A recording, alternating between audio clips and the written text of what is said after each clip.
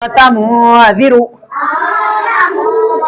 آتا آتا آتا. نون کی آواز کہاں جانا؟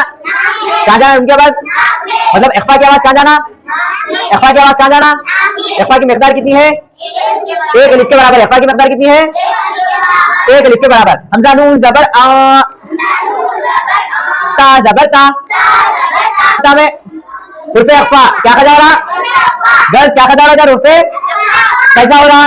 نون ساکن کے بعد حرف اخفا میں سے کوئی حرف آئے تو حرف اخفا ہوگا. اب عبداللہ کون سا حرف آیا؟ کس کے بعد آیا؟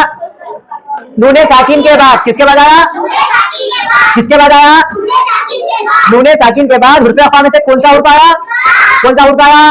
تو یہاں پہ کیا کھا جاؤں گا؟ کیا کھا جاؤں گا؟ بولے کیا کھا جاؤں گا؟ کیسا ہوں گا؟